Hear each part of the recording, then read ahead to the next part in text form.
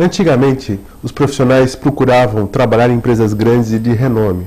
Hoje, as pessoas veem uma necessidade muito maior de empreender e ter o seu próprio negócio. Mas o que fazer? Onde investir?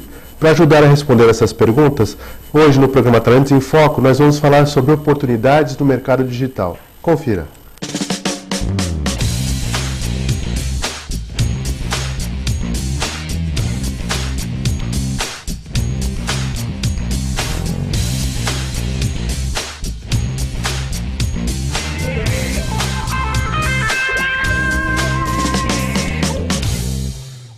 Olá, começamos mais um programa Talentos em Foco e hoje o tema são oportunidades no mercado digital. Ninguém melhor para falar sobre esse assunto como alguém que trabalha ou lida com esse mercado há um bom tempo e é empreendedor. E para isso eu chamei o Alexandre Canatella, que é CEO da eMídia. Tudo bem, Alexandre? Tudo bom. É um prazer tê-lo aqui. Prazer é meu. Conheço você há bastante tempo, né, Alexandre? Fizemos vários trabalhos juntos. E vejo a sua empresa despontando. E o Luiz Lapetino esteve aqui com a gente também conversando sobre o aspecto de pessoas, gestão de pessoas, que é seu sócio. E achei interessante a gente conversar agora sobre essa questão de oportunidades, até porque o nosso Brasil tem enfrentado um sobe e desce, né, de condições de mercado, de negócios, mas a área digital sempre tem oportunidades, condições de crescimento e, para quem tem visão, poder investir, né, atuar nesse negócio. Fala um pouquinho para a gente sobre a tua história. A gente brinca que o mercado digital para baixo não vai, muito diferente de outras indústrias. O campo de crescimento ainda é enorme. E a gente tem experimentado nos 17 anos que estamos completando esse ano na companhia, da eMídia, um crescimento não só vigoroso, mas sustentando marcas que tenham condição realmente de participar do jogo digital, nacionalmente e globalmente. Isso é um grande orgulho, um motivo de grande orgulho para o meu time. 17 anos é bastante tempo. Bastante tempo. O pessoal fala que 5 anos é um tempo de verificar se a empresa vai durar mesmo, mas eu acho que isso não é só esse tempo, né? A cada ano a gente está vendo se a empresa se desenvolve ou não se desenvolve, porque tudo é possível na área de negócios, né? Você pode crescer como você pode sucumbir se você não tiver visão, né? E o mercado de tecnologia digital, ele é mais ainda complexo porque as coisas mudam muito rápido e você tem que ter uma condição de adaptação muito interessante. Acho que o empreendedorismo em si recebeu um aporte muito interessante desde que o mercado digital se tornou uma realidade, a economia de qualquer país, porque ele é muito adaptável e isso faz com que os outros mercados de empreendedorismo que não são digitais olhem os aprendizados e as melhores práticas do mercado digital para aprender uma economia cada vez global, numa economia de oportunidades com uma velocidade muito grande e de adaptação. Eles encontrem as suas formas de não só de melhor práticas, mas de encontrar adaptação a oportunidades. Ok. Bom, a eMídia começou através de uma ideia de vocês aí, partindo do portalzinho, de um sitezinho que o Luiz fez.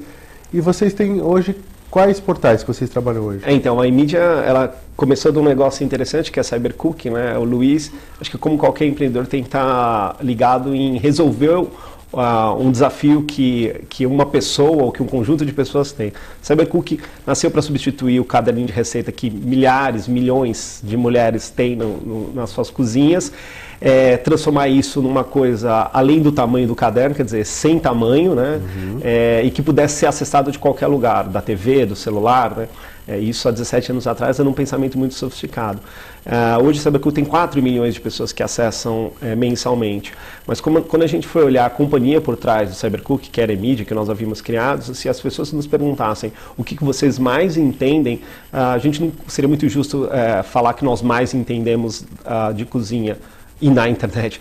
No fundo, a gente entendia do nosso público motivador, que são as mulheres, que é a maioria que acessa a propriedade CyberCook. E aí nós criamos CyberDiet em 2000, criamos em 2008 Vila Mulher, que é um portal sobre estilo, moda, filhos, artesanato, mercado de trabalho, economia para a mulher, e criamos há 2 anos atrás, 2012, Mais Equilíbrio, que é um portal de bem-estar complementar a CyberDiet, que é um serviço de dietas online, e todos têm um foco feminino. Então, no fundo, a gente estabeleceu um ecossistema de temas que orbitam no centro da mulher e de uma mulher digital que tem características absurdamente interessantes para que você trabalhe como facilitador do dia a dia e das informações que ela busca. Então você está me dizendo uma coisa que a gente fala muito no marketing, que é importante saber para qual é o teu público, né? Em qualquer, independente se é digital ou não, o empreendedor precisa entender qual é o seu público, qual é o seu mercado.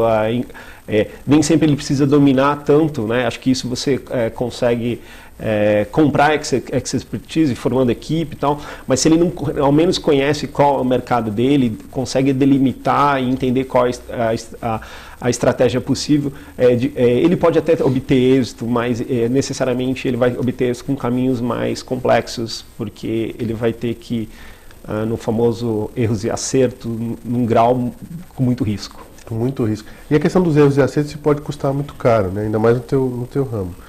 O quão importante aí bom, primeiro, a questão de conhecer bem o teu público. E para isso você vai desenvolver produtos, soluções, condições para que você possa atender. Como é que faz para conhecer esse público aí, falando especificamente no mundo digital? O mundo digital ele não difere de outros mercados. Eu ouço muitas pessoas. Eu acho que na fila de um supermercado tem uma oportunidade de você ouvir uma mulher e ela te dá um insight. Mas existem técnicas, por exemplo, hoje cada vez que a gente vai fazer, hoje por exemplo a gente faz uma prototipagem para uma oportunidade mobile que nós estamos investigando. Então a gente trabalha um protótipo, leva isso para uma amostra de mulheres que vão manipular esse protótipo, vão discutir esse protótipo e vão trazer feedback sobre as condições de desenvolvimento, tanto de engenharia, como de interface, como de uso desse produto. Isso faz com que o nosso time de desenvolvimento consiga entregar um produto mais próximo de um produto que tenha como evoluir e permear o mercado. Então tem técnica, né? Quer dizer, eu acho que tem intuição, eu acho que pode ter feeling, mas a técnica te garante que você tem esse balanço entre erros e acertos, porque errar também é importante, e se você não erra, dificilmente você provê inovação. Mas existe uma regra nas empresas digitais, que acho que isso daí vem muito do meu mercado, que é erre rápido. Então você... Para você recuperar rápido, né? Porque assim, tem pessoas que pensam em fazer o produto perfeito e ficam anos desenvolvendo o produto perfeito e ele pode te dar uma tela azul, que a gente brinca que é o fail, né? O erro. No fundo, se você lança um produto em beta, né, quer dizer, diferente daquele produto completo que você imagina, mas uma primeira versão, depois uma segunda versão, depois uma terceira versão, você consegue errar em camadas menores e transformar o erro numa oportunidade de você fazer reengenharia, que é importante. Quer dizer, você não vai fazer produto perfeito, as coisas não são perfeitas em escala, mas errar rápido é uma regra interessante e é uma recomendação que eu faço a todas, em qualquer setor. Tá, e aí quando você fala assim, em questão do errar, aí, claro, quando vocês começaram lá atrás, mal existia internet. Mal existia internet. Porque 97, né? Isso. 97 96 para 97 eu tinha meu site, que era uma página também. Uhum. Só eu acessava e sei lá quem mais, e eu tinha um e-mail e eu não tinha para quem enviar, mais ou menos isso, né? Pouquíssima gente tinha esse acesso. Hoje existe um outro mundo de informações. Agora, como é que se busca informação útil, né, Alexandre? Porque você fala assim, informação tem um monte. Agora, informação falsa, mentirosa, achismo, também se tem demais, porque Google aceita qualquer coisa que você digita, né? Como é a questão de filtro disso, de buscar informação que você fala assim, que tem um pouco de qualidade, para que você fale assim, isso aqui eu posso usar como referência ou parte de referência para o meu negócio? Eu acho que há séculos existe um filtro para tudo isso, é o bom senso. As pessoas precisam parar para entender a história por trás de uma informação ou de algo que ela busca. Eu acho que isso antes da internet. Eu sempre brinco que hoje as pessoas falam que tem um excesso de informação, né? Então, você entra na internet, tem tanta informação. Eu sempre brinco, imagina um renascentista entrando na Capela Sistina. Não difere muito do que é a internet para mim. o que eu acho que tanto o renascentista dentro da Capela Sistina, para prover aquela informação e ter um receptor de informação, ele precisa de um receptor com bom senso. Acho que na internet é a mesma coisa. Eu acho que tanto as redes sociais como o próprio buscadores, eles podem te trazer muita informação e o bom senso e a análise correta, como você faz com as coisas que são importantes para você, como o seu saldo bancário, como o seu planejamento para os estudos do seu filho ou o seu próprio estudo.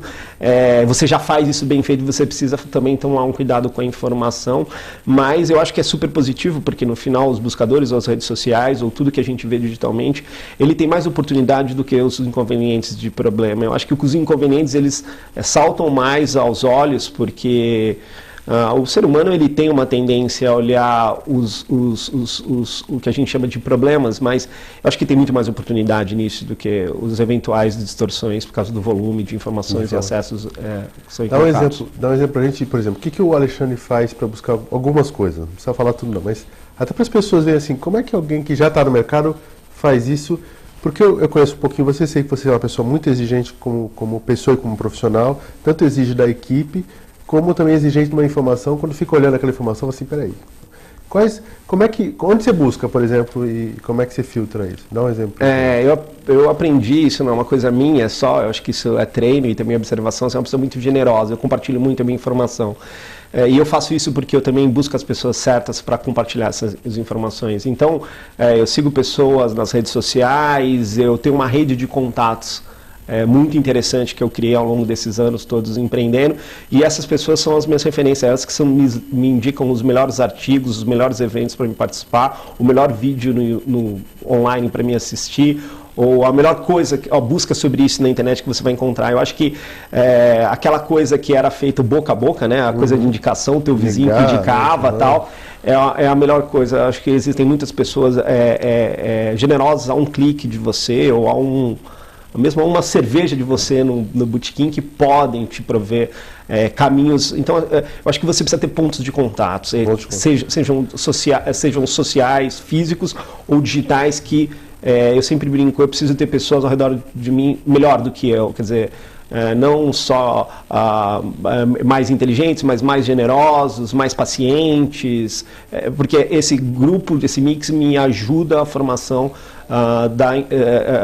da informação que eu tenho para trabalhar de forma vital para o meu negócio e ser generoso em replicar a minha própria informação. Isso é a importância da rede, que sempre cada vez mais forte. A rede não é só também buscar da rede, é também ser generoso em oferecer alguma coisa para a rede. E aí, se alguém fosse perguntar para você assim, onde você vai buscar uma informação sobre o teu mercado? Onde você hoje vai, por exemplo, buscar? Onde é que você lê alguma coisa? Uma outra referência para o pessoal saber. O meu mercado tem Business Insider, que é um site importante nos Estados Unidos, que articula muito tudo o que acontece sobre inovação, mídia, internet. Mas Gizmodo é um blog que é o paraíso dos geeks, né, que as pessoas que são muito ligadas em coisas tecnológicas. Mas eu leio estudos das Nações Unidas ou sobre mulheres ou estudos governamentais que envolvam análise do IBGE sobre o mercado doméstico, no sentido familiar, de como as mulheres... Acho que tem as informações oficiais, mas também tem Update or Die, que é um blog brasileiro que tem articuladores que escrevem coisas que eu acho que me aportam. Acho que você vai criando e tem a coisa também de as coisas que são mais confortáveis de você ler, que tem a maior dinâmica. Às vezes tem pessoas que não gostam de ler artigos muito, muito complexos, né? Tem pessoas que gostam de ler coisas sintéticas, cada um se adapta a uma fonte de informação. Mas é importante você colocar isso, porque às vezes a pessoa fica muito ligada a coisas oficiais e muito jornais específicos, muito abertos, normais. Se você não vai atrás de algo que é uma necessidade específica do teu negócio, e para isso precisa buscar um pouquinho mais, seja aqui ou fora do Brasil, né? Você acaba não tendo informações básicas. Essa questão do buscar o comportamento do teu público-alvo, que é uma coisa base, mesmo você não sendo operacional, esse é o grande lance, né? Porque quem operacionaliza é a tua equipe, mas você precisa ter a visão estratégica para lidar com isso. Acho que a gente começa a demonstrar para as pessoas a importância do perfil e do comportamento do empreendedor. Sim. Mas a gente vai voltar no segundo bloco para falar um pouquinho mais sobre isso, ok? A gente já volta em seguida. Até mais.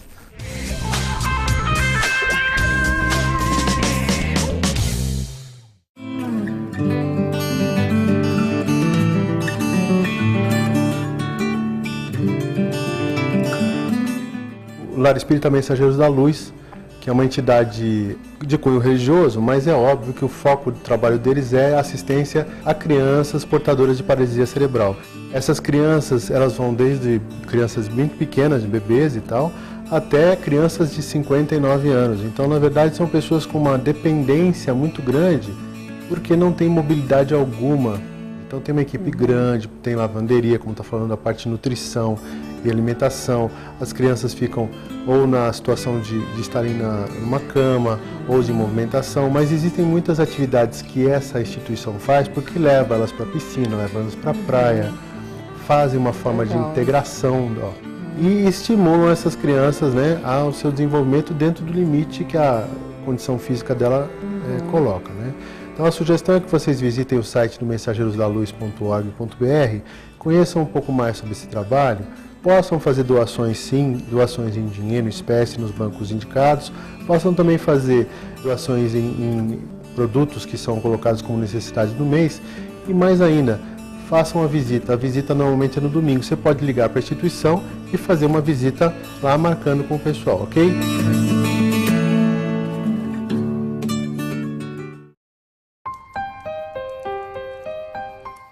Eu experimentei na rua aos 13 anos. E eu comecei a usar na faculdade aos 22 anos.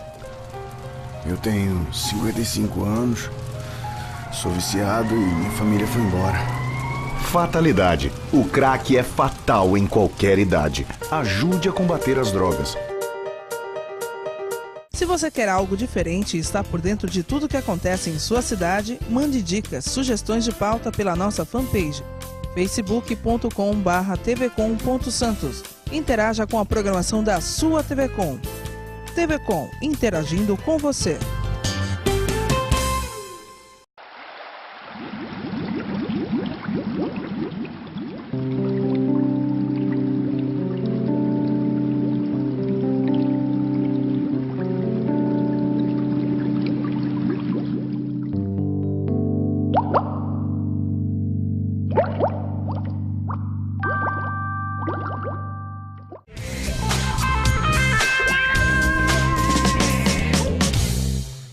Estamos de volta no programa Talentos em Foco e hoje nós estamos falando sobre oportunidades no mercado digital com o Alexandre Canatella, que é CEO da Emídia.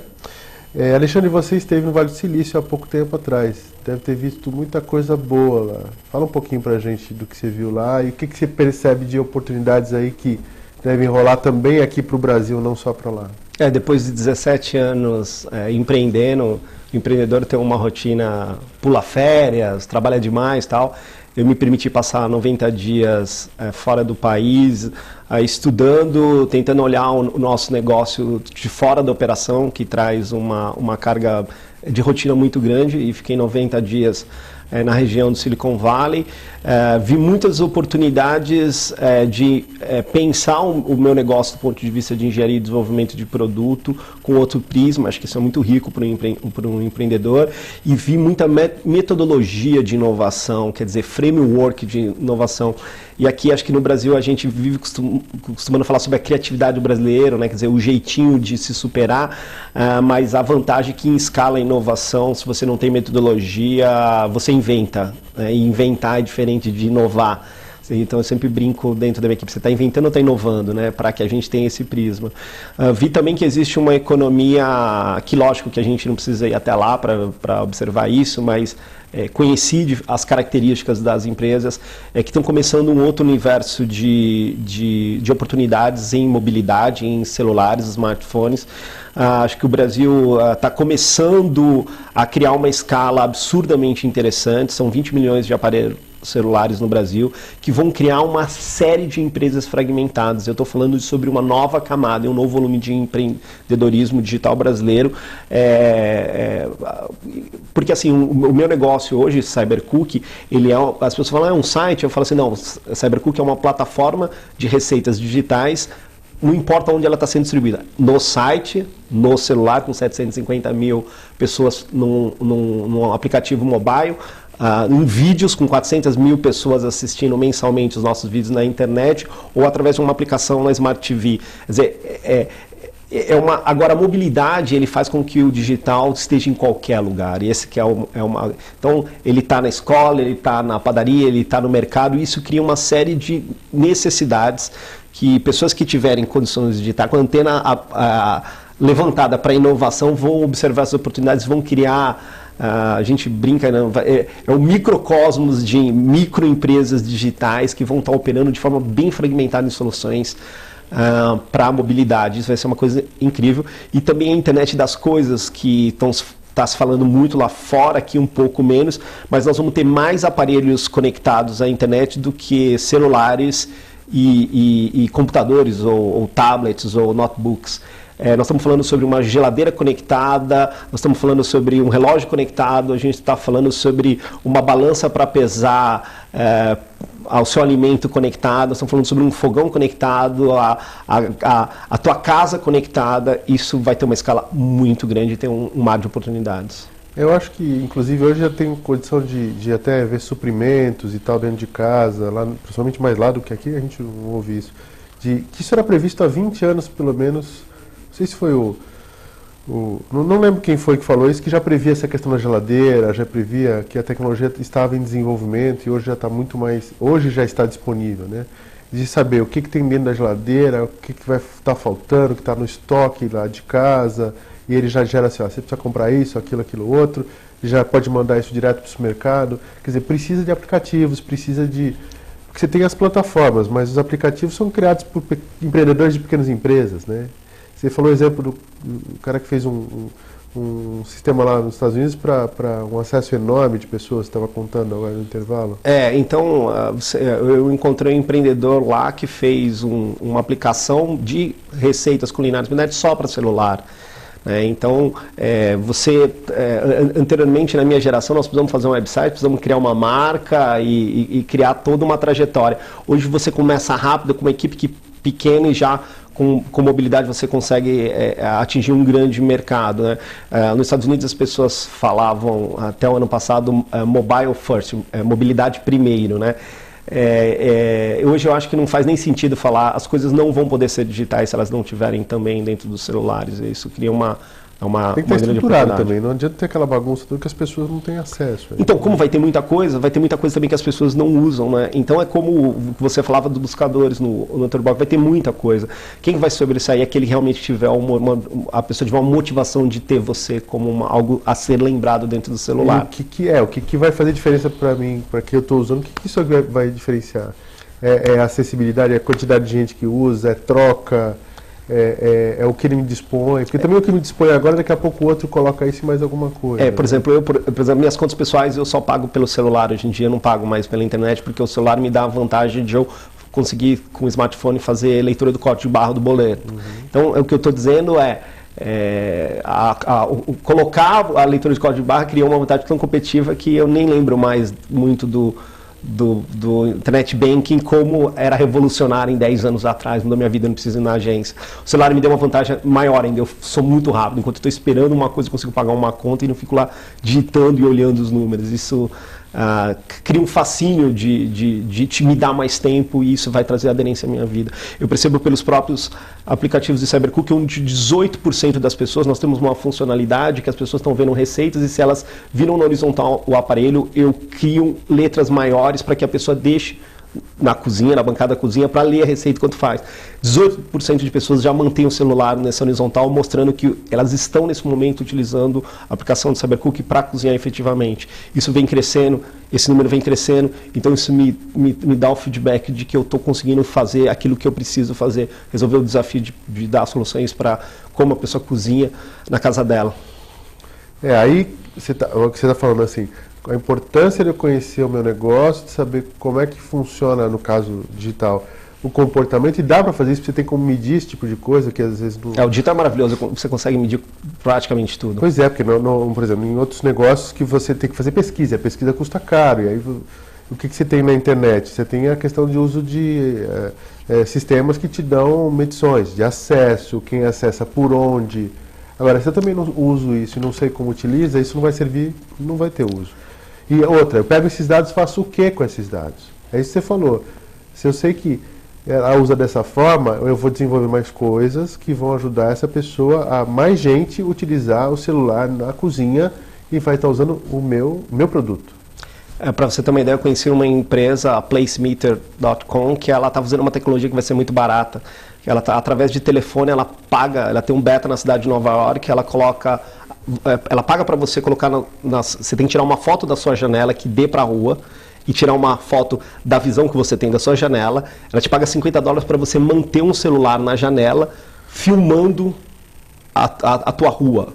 E ela está fazendo uma análise de Big Data, que hoje é a análise de grandes dados, para fazer uma analítica, uma análise de pessoas transitando pela rua, não só do ponto de vista de segurança, que é o que a gente já tem hoje nas grandes cidades, mas do ponto de vista de acesso a pequenos comércios. Então, imagine, você tem uma padaria, ele vai estar mostrando quantas pessoas passam na frente da sua padaria, quantas param e olham para dentro, se elas entram, elas convertem em clientes, se elas não entram, olham e passam direto, elas escapam da sua oportunidade.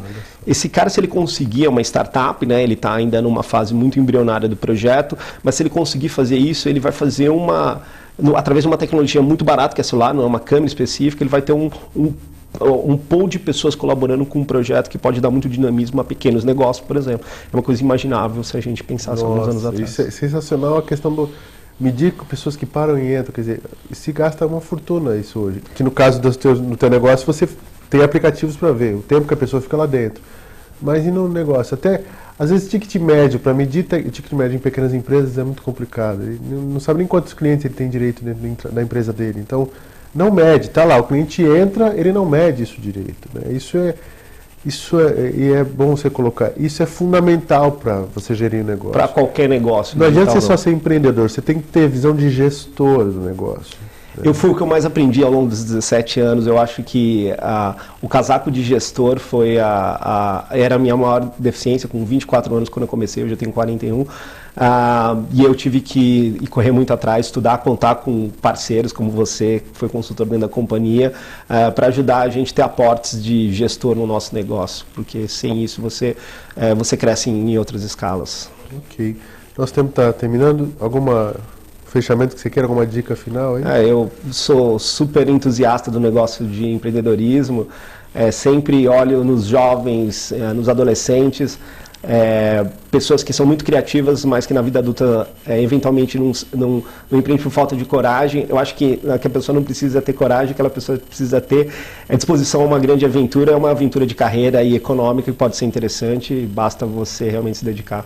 Ok, agradeço a sua presença aqui, Alexandre. O Alexandre deixou uma dica de livro, mas a gente vai colocar no Facebook essa dica de livro para vocês.